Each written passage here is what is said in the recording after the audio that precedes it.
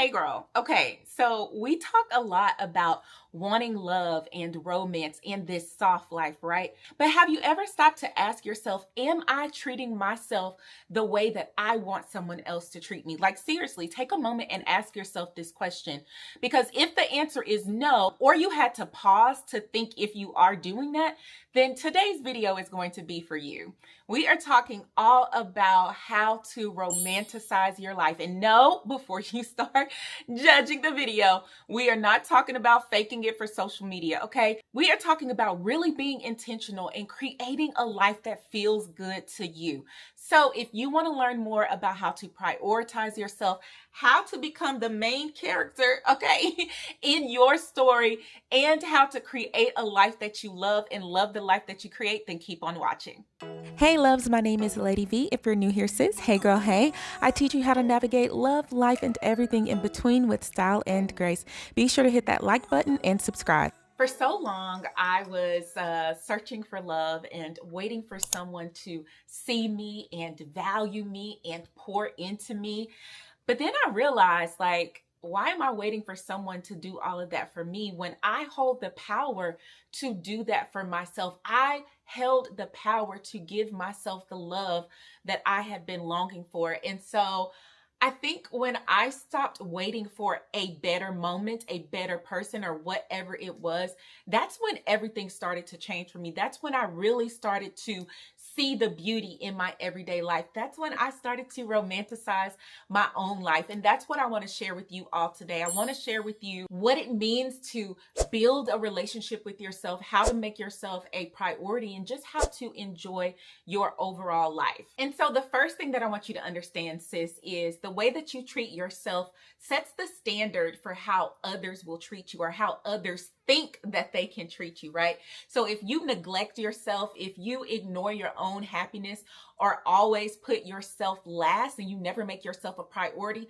then you are showing others and the world and your company and your friends and the men you might entertain that it's okay to do so. And it's absolutely not okay to do so. But when you start pouring into yourself, everything begins to shift. When you start to be intentional about the way you want to live your life, I find that you feel more confident. You will find yourself more at peace. And honestly, you will become unstoppable, okay? Because a woman that knows her worth, okay, is dangerous. That means ain't nobody able to step to her, approach her any kind of way, because she is sitting pretty with her crown on her head, waiting for the king to come and treat her like the queen that she is. So don't underestimate the importance of how you should be treating yourself in this season. So I'm going to share with you all right now, I have a list here on ways that you can start to romanticize your own life and put yourself first, okay? These are a few things that honestly have helped me to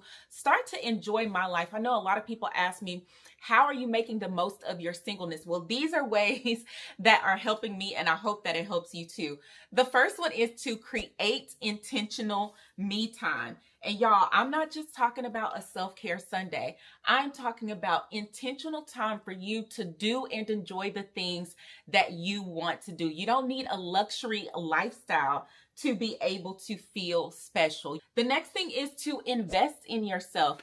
Now, this could be something not only like a financial investment in yourself, maybe learning a new skill or a hobby, but it could also be something like treating yourself to something nice, or even investing in your mental health or therapy. All of these things have really helped to ground me and center me as a woman when I started to invest in myself. Y'all know I'm a big proponent of therapy and all the things. I also invest in new skills. I invest in my physical health, just all these things that help me to see me as a priority, right? We will invest in everything else. We will sow seeds into our friends' businesses. We will, if you are a mother, you will invest in your kids, but a lot of times we neglect investing in ourselves, and that's something that's very important. The next thing is something that's so simple, but it's something that I love, which is to elevate your environment. Something as simple as lighting a candle and allowing that aroma to take space in your house, or even getting fresh flowers. Like, I have a lot of faux flowers in my house, but I love getting, these are fresh. I love getting fresh flowers because I can wake up and just see something so beautiful, and it instantly helps to shift my mood for the day. The other thing, this is something that I love, which is to romanticize your meals. Okay, now if this don't work for you, sis, you ain't got to try it. But don't be so quick to just make you a quick meal. Like, plate it, give yourself an experience, add a glass of wine or whatever it is that you like to drink. Or if you're going out to a new restaurant, find a restaurant that, not somebody calling me. Find a restaurant that's cute or has a vibe, because sis, you absolutely deserve it, okay? The next one is to get dressed for yourself. Y'all know your girl is trying to look more put together every day. But even if it's something as simple as running errands, make sure that you get dressed for you. Like, take a little time to enjoy the process and enjoy putting yourself together. Put on your favorite lotions, your perfume, all of those things. Listen, when I am put together, y'all, I be walking the streets very confident, okay? I be walking in like you can't tell me nothing. I am the main character, okay? So take time to get dressed for yourself, y'all. This is a good one. Set boundaries and keep them. A lot of people set boundaries, but they do not stick to them. And that's where the problem lies. If you're going to set a boundary and you telling people, hey, I'm not talking after 10 o'clock, yet you continuously answer the phone after 10 o'clock, they're not going to respect that boundary, okay? So you have to not only set the boundaries, but you also have to learn to keep them. And you have to understand that when you start to set boundaries, people may not like them. And that's because they're not used to you having those boundaries. But setting boundaries for yourself is absolutely critical for prioritizing yourself and romanticizing your own life. If something costs you your peace, if it stresses you out or makes you feel unworthy, then it has to go. And you need some boundaries around that thing, around that person, around whatever that is, okay? Hey girl, hey. If you are enjoying today's video, I just wanted to hop in and say thank you. But make sure you hit the like button and subscribe to your girl's channel so that you don't miss out when she uploads, okay? I am trying to be more consistent this year, y'all. Pray for your girl, okay? So I got some amazing videos coming your way and you definitely don't want to miss out. So hit that subscribe button, hit that bell notification button, and yeah, let's get back to today's video. The next one is to celebrate yourself. Sis, you don't need a man or a milestone or a big celebration to honor you. And if you're like me, I am a go-getter. So once I accomplish something, I'm ready to move on to the next thing. I'm ready to get to the next project, the next achievement, whatever it is. But what I have learned to do now is to pause, just to take a brief moment to pause and reflect on what I've accomplished. And I think a lot of times I was so focused on getting to the next milestone that I didn't celebrate my small wins. Even last year, I was on the dating scene and I was dating someone for about 6-ish months, and it didn't pan out the way I wanted it to pan out. But the way that I handled that situation, y'all, I had to celebrate myself. I was like, girl, you did that. All them years of therapy, okay? You handled this in an entirely mature way. You let your hands off of it. You let go and let God. And so I really celebrated myself. Something that my friends and I do, actually, we try to take moments to celebrate our wins in our group chats or to just comment something that we're happy about. Just all of these things to help you find the beauty in your everyday life. Okay, so we only have like 3 more. The next one is to find joy in the little things. Like I said, happiness isn't just about the big wins. It's about the simple, mundane things that you have ever present all around you. Things like the flowers, things like waking up and being able to have breath in your body. So take time to enjoy the little things. Sometimes I like to go outside and just walk around my neighborhood and just really bask in the fact that I can breathe fresh air. Because, you know, there's so many people who are so much less fortunate than us. So all of those things help me to find beauty in my own life.